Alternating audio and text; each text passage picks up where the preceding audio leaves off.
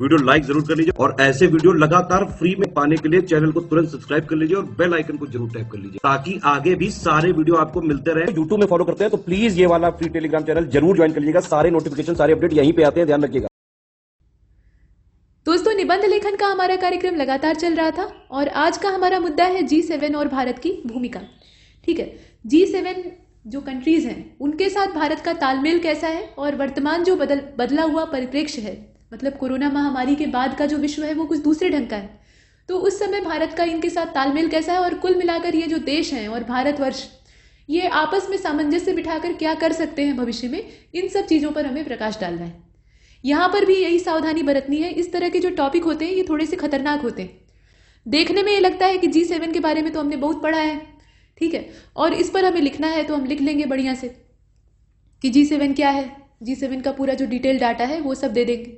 लेकिन असल में हमें ये दिखाना है कि G7 जो कंट्रीज हैं उनके साथ मिलकर भारत की क्या भूमिका है या भारत के साथ उनके तालमेल कैसे है और वर्तमान जो समस्या चल रही है उससे निपटने के लिए कुल मिलाकर हमें क्या करना चाहिए।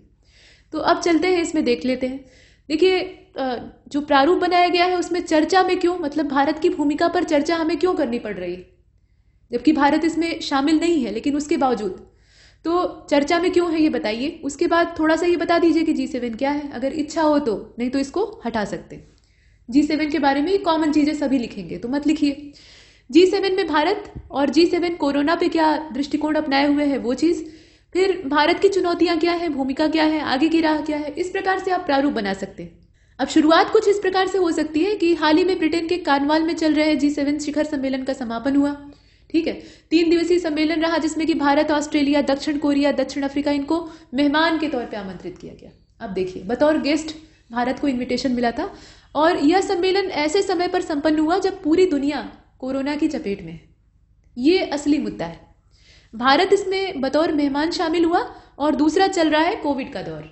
अब यही दोनों जो मुद्दे हैं ना, मतलब बिंदु हैं, इनको आपको फोकस करके यहाँ लेकर चलना है। अब देखिए, यह सम्मेलन मुख्य रूप से वर्ल्ड इकोनॉमी को फिर से पटरी पर लाने और दुनिया को कोरोना जैसी महामारी से बचाने, क्लाइमेट चेंज जैसे जो मतलब क्लाइमेट चेंज की दिशा में उससे बचने के लिए जो लक्ष्य हमने बना रखे थे, खासतौर पर जो सस्टेनेबल डेवलपमेंट गोल्स हैं उनका यहाँ जिक्र आएगा ही आएगा। तो उन लक्ष्यों को हासिल करने और विभिन्न देशों के बीच में जो संबंधों में तनातनी चलती रहती है, आजकल कुछ ज़्यादा ही तनाव हो गया है, तो उसमें सुधार करने पर केंद्रित रहा। मतलब ओवरऑल जितनी भी तात्कालिक समस्याएं विश्व के सामने हैं उन सभी को इसमें फोकस किया गया था। सबसे बड़ी समस्या तो महामारी की है, वो सबसे ज्वलंत मुद्दा है। उसके अलावा जब महामारी से थोड़ी मुक्ति मिले तो उसके बाद फिर अर्थव्यवस्था की स्थिति खराब है, हर देश की अर्थव्यवस्था पर प्रभाव पड़ा है, इसमें कोई दो राय नहीं। ठीक, तो उसे पटरी पर लाना है, जो विकास का पहिया है उसे फिर से आगे की ओर तेज गति से बढ़ाना है, ये एक चर्चा का विषय। और साथ में जो जलवायु परिवर्तन बहुत तेजी से हो रहा है, इधर आप देख रहे होंगे कि मौसम बहुत तेज बदल रहा है, जैसा मौसम पहले था उससे आमूल चूल परिवर्तन आ रहे हैं। और इतनी तेज रफ्तार में अगर जलवायु परिवर्तन होता रहा तो बहुत जल्दी मानव सभ्यता साफ हो जाएगी। महामारी तो बाद में मारेगी, पहले हम ये ग्लेशियर पिघलने और जो मौसमी तबाहियां हैं उससे मर जाएंगे। और इसमें प्रकृति कतई उत्तरदायी नहीं है, उत्तरदायी हम ही लोग हैं। क्लाइमेट चेंज इतनी तेज रफ्तार में नहीं होता, इसकी जो रफ्तार है वो धीमी होती है, धीरे धीरे जलवायु बदलती है, ये तो प्राकृतिक प्रक्रिया है। ठीक है, जलवायु में परिवर्तन आपने भूगोल में पढ़ा होगा, बहुत सारे युग पृथ्वी ने देखे हैं। तो जलवायु में बदलाव हुआ, जो जीव उसमें सर्वाइव नहीं कर पाए वो मर गए, जो सर्वाइव किए वो बच गए, उनके अंदर कुछ नई क्वालिटीज डेवलप हो गई। तो वो सब तो प्रकृति का नियम है, वो चलेगा। लेकिन हमने क्या किया है, उसे बढ़ा दिया है, उसे रैपिड जो एक्शन है उसमें ले आ दिया है, मतलब उसकी गति बढ़ा दी है। तो ये जो बढ़ी हुई गति है ये बहुत तेज है। ठीक है, मतलब ऐसी वैसी इसमें तेजी नहीं है, और ये जो तेज रफ्तार है ये चिंता का विषय है। तो इस पर चर्चा करने के लिए अब यहाँ आप देखें, फिलहाल हमें जलवायु परिवर्तन पर नहीं लिखना है, लेकिन यहाँ चूंकि जिन मुद्दों पर चर्चा हुई है उसकी यहाँ बात कही गई है। आइए वापस चलते हैं अपने मुद्दे पर। तो यहाँ सम्मेलन जो है वो कोरोना जैसी महामारी से भविष्य में लड़ने हेतु चिकित्सा व्यवस्था को बेहतर बनाने और व्यापार को बढ़ावा देने पर भी केंद्रित रहा। ठीक है, इस सम्मेलन में प्रधानमंत्री मोदी जी ने वर्चुअल शिरकत की थी। चूंकि ये कोविड के दौर में ऑर्गेनाइज किया गया है तो वर्चुअली ही इसमें शामिल होना संभव था, फेस टू फेस ये संभव नहीं है और न करना चाहिए। उन्होंने वन अर्थ वन हेल्थ की अपील की थी। ये मोदी जी की जो अपील है ना, इसको आप एकदम स्टार्ट में रख सकते हैं, काफी अच्छा लगेगा देखने में।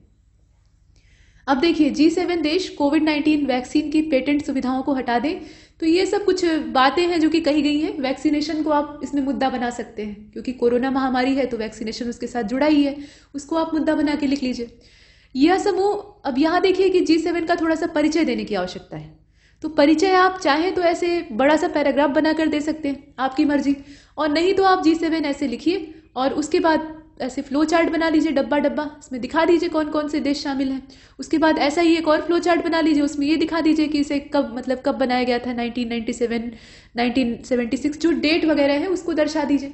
ये सब थोड़ा कलात्मक तरीके होते हैं जो कि आपके एस्से को खासतौर पे इस तरह के टॉपिक में आकर्षक बनाते हैं। तो पैराग्राफ लिखने से आप बच भी जाएंगे और देखने में अट्रैक्टिव लगेगा, इस तरह के चित्र में लोगों का ध्यान जाएगा। तो वही चीज बताई गई है। अब देखिए यहाँ डाटा जो है उसके हिसाब से 7 सबसे विकसित देशों का समूह है, अंतर सरकारी संगठन है, ये ध्यान दीजिएगा। स्थापना हुई थी 1975 में और इसमें संयुक्त राज्य अमेरिका यानी USA, France, United kingdom, Canada, Italy, Germany और जापान शामिल है। जो जो शामिल है उनको लिखेंगे। शुरुआती दौर में 6 देश थे, जब एकदम स्टार्ट हुआ था तो सिर्फ 6 देश थे और कनाडा जो है वो 1976 में शामिल हुआ। 1997 में क्या होता है कि रूस के इस समूह में शामिल होने पर कई सालों तक G7 जो है वो G8 के रूप में जाना जाता था। यही जो समूह है ना, ये 8 देशों का बन गया था, रूस भी इसमें शामिल था। लेकिन जब क्रीमिया वाला विवाद होता है 2014 में, ठीक है, क्रीमिया वाला जो मुद्दा था उस पर विवाद होता है तो रूस को बाहर कर दिया गया। वैसे भी अमेरिका और रूस में पड़ती नहीं है। अब इसके बाद देखें, अब ये फिर से वापस G7 हो गया, मतलब पहले था G6, उसके बाद हुआ G7 और उसके बाद हुआ G8, लेकिन रूस वापस हो गया तो फिर G7 में वापस ये कन्वर्ट हो गया। अब इसके बाद देखें, यह समूह जो है ये वैश्विक आर्थिक शासन, अंतर्राष्ट्रीय जो सुरक्षा, ऊर्जा नीति आदि है, इसके अलावा सतत विकास है, सस्टेनेबल डेवलपमेंट, और आर्थिक समृद्धि जैसे मुद्दों पर काम करता है। समूह के सदस्य आपसी हितों पर चर्चा करने हेतु हर साल मिलते हैं और प्रतिवर्ष समूह की बैठक होती है। G7 का कोई भी औपचारिक संविधान और स्थायी मुख्यालय नहीं है, ध्यान दीजिएगा, ठीक है। कोई ऐसा इसका कॉन्स्टिट्यूशन नहीं है जो कि लिखित हमारे कॉन्स्टिट्यूशन की तरह रखा है, वैसा नहीं, और कोई हेडक्वार्टर भी नहीं। अतः सम्मेलन के दौरान लिए गए निर्णय सदस्य देशों पर बाध्यकारी नहीं होते हैं, मतलब गैर बाध्यकारी होते हैं। जो फैसले लिए जाए उसको जो मेंबर्स हैं वो माने, ये आवश्यक नहीं। अब यहाँ आप देखें कि सम्मेलन के दौरान यूरोपीय संघ, यहाँ आप देखें यूरोपीय संघ, इसके अलावा IMF यानी इंटरनेशनल मॉनिटरी फंड जो है, और WBC यानी वर्ल्ड बैंक जो कॉरपोरेशन है, ग्रुप है, उसकी बात करें, संयुक्त राष्ट्र जैसे जो महत्वपूर्ण अंतर्राष्ट्रीय प्रतिनिधि हैं उनको आमंत्रित किया जाता है। जो पूरे विश्व स्तर की संस्थाएं हैं उनकी बात हो रही है। बहरहाल इस साल की अगर हम बात करें तो 47वां जो शिखर सम्मेलन है उसको ऑर्गेनाइज किया गया था और सम्मेलन मेहमान देश भारत के लिए अत्यंत महत्वपूर्ण था। मौजूदा अमेरिकन राष्ट्रपति बाइडेन, मतलब जो बाइडेन जी, इन्होंने अमेरिकन संबंधों को मजबूत करने और भारत को एक नए वैश्विक आयाम के समीकरणों में शामिल करने के लिए प्रतिबद्धता जाहिर की। ठीक है, तो अमेरिका किसी का सगा नहीं है, ये सिर्फ अपने फायदे के लिए प्रतिबद्धताएं करता है, फिर उसे तोड़ भी देता है जब इसकी मर्जी होती है तब। ठीक, तो वो दादागिरी है, लेकिन फिलहाल अब यहाँ पे हमें वो सब नहीं दिखाना है, हमें सिर्फ ये दिखाना है कि हुआ क्या था। ठीक, सामने से जो दिख रहा है सिर्फ उतना ही बोलना है। अब इसके बाद देखें, इससे पहले पूर्व अमेरिकन राष्ट्रपति डोनाल्ड ट्रंप, इनकी जो अमेरिका फर्स्ट वाली पॉलिसी थी, इसने दुनिया पर अमेरिकी दबदबे को कमजोर किया, परंतु अब नए राष्ट्रपति अमेरिका इस बैक की राह पर बढ़ रहे हैं। देखिए, डोनाल्ड ट्रंप जो थे वो कुछ ज्यादा ही स्ट्रिक्ट थे। अभी जो बाइडेन है वो थोड़े से लचीले रुख वाले हैं, वो जानते हैं कि अमेरिका को कैसे ऊपर ले जाया जा सकता है। तो यहाँ थोड़ी सी जो नीति परिवर्तन है, तो ये नीति परिवर्तन तो होता ही है। जैसे आप देखते हैं कि अपने देश में प्रधानमंत्री ही सर्वे सर्वा होता है, राष्ट्रपति तो सिर्फ नाम मात्र का होता है। ठीक, वैसे ही अमेरिका में राष्ट्रपति ही सब कुछ होता है, मतलब सर्वोच्च वही होता है। तो राष्ट्रपतियों के आधार पे ही अमेरिका की जो विदेशी नीति है वो निर्धारित होती है। तो ट्रंप के समय में जो आक्रामक नीति थी उसको यहाँ बदलकर थोड़ा सा मुलायमियत दे दी गई है जो बाइडेन के समय में। अब इसके बाद आप देखें कि G7 भारत के लिए एक नई भूमिका का मंच बन गया है। इसका मतलब ये नहीं है कि जो बाइडेन या अमेरिका जो है वो भारत का बहुत एकाएक हितैषी बन गया है, ऐसा नहीं है। सिर्फ अमेरिका अपने फायदे के लिए जितने भी इस तरह के देश हैं उन्हें यूज करता है। अब इसके बाद देखें, यह संगठन ट्रेड, कश्मीर मुद्दे, रूस ईरान के साथ भारत के संबंधों और G7 के सदस्यों के विचार विमर्श के लिए एक बेहतर मंच उपलब्ध कराता है। तो भारत की जो अपनी समस्याएं हैं उन पर भी यहाँ डिस्कशन हो जाता है। G7 के विस्तार की मांग लंबे समय से चल रही है, तो आप चाहें तो ये चीज जो है इसे कट कर सकते हैं। ठीक है, मतलब ये वाला जो हिस्सा है ये आवश्यकता इसकी नहीं है। महामारी का दौर तो अलग चीज है, लेकिन अब यहाँ पे चीन के मुकाबले देखें तो G7 भारत के लिए महत्वपूर्ण है। मतलब यहाँ देशों का कंपेयर करने की आवश्यकता नहीं, छोड़ दीजिए इसे। अब यहाँ से देखिए, भारत वैक्सीन के निर्माण में केंद्र के तौर पे भूमिका अपनी निभा रहा है, मतलब काफ़ी आगे है भारत इस मामले में। तो यह उम्मीद की जा रही है कि भारत ग्लोबल वैक्सीनेशन में महत्वपूर्ण रोल अदा कर सकता है, लेकिन G7 के सामने भारत का ऐसा कर पाना चुनौतीपूर्ण होगा। मतलब जो पहले से ही विकसित राष्ट्र है उसके सामने भारत को ऐसा कर पाना थोड़ा कठिन है। अब देखिए, G7 के समूह देशों ने अगले साल 1 बिलियन वैक्सीन डोज दान करने का ऐलान किया है, और ब्रिटेन के जो प्रधानमंत्री हैं बोरिस जॉनसन जी, जिनके ऊपर इस्तीफे का दबाव आजकल बन रहा है, तो उन्होंने एक प्रेस कॉन्फ्रेंस में कहा कि G7 के जो मतलब G7 कंट्रीज हैं, उनके नेता महामारी के दौर में राष्ट्रवादी रुख में आगे आना चाहते हैं। और राष्ट्रवादी रुख जो होता है वो थोड़ा कठोर होता है, मतलब उसमें थोड़ा एग्रेसिवनेस होती है। अब इसके बाद देखें, अमेरिका जो है वो 50 करोड़, तो मतलब अमेरिका, यहाँ डाटा दिया हुआ है, अमेरिका 50 करोड़, तो ब्रिटेन ने 10 करोड़, कनाडा ने 6 करोड़, फ्रांस ने 6 करोड़ खुराकों की पूर्ति की, और जिसकी उम्मीद 2022 के अंत तक की जा रही है। तो टीकाकरण को यहाँ मुद्दा बनाया गया है कि कहाँ पर कितना डोज जो है उसका पूरा भरपाई किया गया और कहाँ पर नहीं हो पाया। तो ये डाटा चाहे तो आप अपने ढंग से दे सकते हैं। इन सब के साथ भारत ने, मतलब कुल मिलाकर आपको करना ये है ना, यहाँ पर ये जो पैराग्राफ है ये आपसे ये अपेक्षा कर रहा है कि आप वैक्सीनेशन के क्षेत्र में G7 कंट्रीज की क्या स्थिति है, और जो उसमें मेहमान की हैसियत से गए देश थे, विशेष रूप से हमें भारत की ही चर्चा करनी है, बाकी मेहमानों को यहाँ इग्नोर कर देंगे। तो भारत क्या कर रहा है, मतलब भारत की क्या भूमिका है विश्व स्तर पर वैक्सीनेशन में, और अपने यहाँ क्या डाटा है, ये देना है यहाँ पर। उसके बाद आप देखें कि इन सब के साथ भारत के G7 के साथ जुड़ने के कई चुनौतीपूर्ण मसले भी हैं, जैसे कि भारत और पश्चिमी देशों के बीच में जो बढ़ते हुए पारस्परिक मसले हैं, उसका मतलब ये नहीं है कि दोनों पक्ष आपस में सहमत हो जाएंगे, हर बात पे सहमत हो, ये आवश्यक नहीं। लेकिन जिन्हें लेकर पश्चिमी देशों के साथ मतभेद हो सकता है और अभी भी है, मसलन आर्थिक भूमिका को लेकर सोशल मीडिया के क्षेत्र में, प्रौद्योगिकी के क्षेत्र में परस्पर जो हितों का टकराव है वो हो सकता है। यूरोप में तो आपस में ही लड़ते रहते हैं, आपने देखा ना, औद्योगिक क्रांति जब हुई तो उसके बाद फिर एक दूसरे को दबाने का और नीचा दिखाने का दौर शुरू हुआ, और वहीं से फिर विश्व युद्ध की नींव पड़ी, ये आप जानते ही हैं। तो यूरोप में सब में तरक्की करने की होड़ ये पहले से ही है, कोई किसी से पीछे नहीं रहना चाहता है। तो वो किसी ऐसे देश से पीछे क्यों रहना चाहेंगे जो कि पहले उन्हीं का उपनिवेश था, मतलब उनकी निगाह में। और भारत जो है वो तब से लेकर अब तक काफ़ी बदल चुका है, उसकी भूमिकाओं में परिवर्तन आया है, मजबूती आई है हमारे अंदर। मजबूत तो हम पहले भी थे, लेकिन इन विदेशियों ने हमें कुचलने का भरपूर प्रयास किया, तो उनके दिमाग में अभी भी मानसिकता है कहीं ना कहीं छिपी हुई है। ठीक, तो ऐसी स्थिति में भारत के साथ उनका जो, जब ये लगेगा कि अब मेरा हित जो है, मेरा जो कल्याण है वो भारत के कल्याण के नीचे दब रहा है, मतलब भारत जो है वो हमसे कहीं ज़्यादा विकसित होने के स्थिति में आ गया है, तो ये टकराव होगा, टकराव तय है, और ऐसी स्थिति खतरनाक होगी। तो ये G7 जो देशों का समूह है, ये यहाँ पर किस तरह का रोल प्ले कर सकता है, उसको लिख सकते हैं। फिलहाल G7 में आंतरिक खींचतान भी है।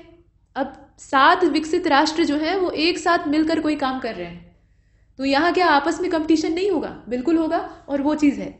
अब इसके बाद देखिए, मसलन आयात पर लगने वाले कर और जलवायु परिवर्तन को लेकर अन्य सदस्यों के मध्य विवाद है। अमेरिका मानने को तैयार ही नहीं होता है, जलवायु परिवर्तन वाले जितने मामले हैं दूसरों से कहता है कि सुधार करिए, खुद नहीं करता है।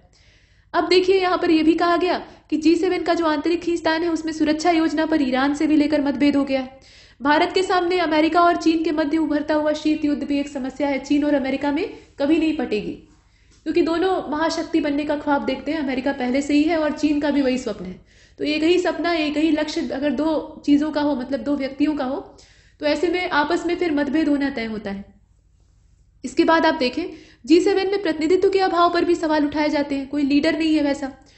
अफ्रीका या दक्षिणी गोलार्ध का कोई भी देश G7 संगठन का सदस्य नहीं है, मतलब साउदर्न हेमिस्फीयर को पूरी तरह से इग्नोर कर दिया गया है। हालांकि ये भी सत्य है कि जो दक्षिणी गोलार्ध है वहाँ बहुत ज़्यादा ज़मीन तो है नहीं, लेकिन जितने भी देश हैं, जो दक्षिण अफ्रीका है, दक्षिणी अमेरिका है या ऑस्ट्रेलिया है, इन देशों का यहाँ प्रतिनिधित्व या सदस्यता नहीं दिखाई देती है। तो ये अपने आप में एक अधूरापन है। इस तरह के वैश्विक संगठन में अगर दुनिया का आधा हिस्सा ही निकाल दिया जाए तो ये तो समस्या हो जाएगी। और G20 जो कि उभरती हुई अर्थव्यवस्था जैसे देशों का समूह है, उसने G7 को चुनौती दी है। G20 यानी 20 देशों का समूह, उसमें भारत भी शामिल है। तो ऐसे जो देश हैं ये क्या कर रहे हैं, लगातार इन्हें चैलेंज दे रहे हैं। G20 समूह का गठन 1999 में किया गया था, तो यहाँ G20 का जो उल्लेख है वो कतई आवश्यक नहीं है, आप चाहें तो इसे हटा सकते हैं। अब इसके बाद देखें, भारत लगातार वैश्विक राजनीति में अपनी भागीदारी मजबूत करने की कोशिश कर रहा है। ऐसे में G7 के साथ मजबूत साझेदारी भारत के वैश्विक हितों को सुरक्षित बनाने में सहायता कर सकती है। और साथ ही इसे भारत में मतलब इससे भारत में मदद मिल सकती है, या भारत जो है इससे लाभ ले सकता है, ये कहने का मतलब है। साथ ही इससे भारत के अंतर्राष्ट्रीय संबंधों में एक नया आयाम जुड़ेगा। हालांकि इसके लिए वैश्विक आर्थिक व्यवस्था में सुधार, जलवायु परिवर्तन को कम करने और हरित विकास को बढ़ावा देने, भविष्य में महामारी से निपटने जैसे जो साझा हित हैं उन पर लगातार बातचीत करने की आवश्यकता होगी। हालांकि G7 को भी आपसी मतभेद भुलाकर एकजुटता से काम करना चाहिए, ताकि जो उसके लक्ष्य हैं उसको प्राप्त किया जा सके। लक्ष्य क्या है उन्हें आप यहाँ देख रहे हैं। तो इस प्रकार से आप समापन कर सकते हैं, और बेहतर समापन हो सकता है। आप यहाँ जो अंतिम लाइनें लिखी गई हैं वहाँ भारत की भूमिका लिख दीजिए कि भारत को एक G20 देश की हैसियत से और G7 में पर्यवेक्षक या मेहमान की हैसियत से जो दर्जा प्राप्त हुआ है, ठीक है, उसके आधार पर वो क्या क्या कर सकता है, और जो बाकी कंट्रीज G7 का हिस्सा है उनको क्या करना चाहिए, उनका क्या रोल है, ऐसे आप लिखें। मिलाकर भी लिख सकते हैं। तो ये समापन करने का तरीका है। एक निबंध को लिखने के हजारों तरीके हो सकते हैं, बस अनिवार्य यही होता है कि शीर्षक के अनुरूप लिखा जाए। तो इसमें इतना ही, और तब तक के लिए नमस्कार।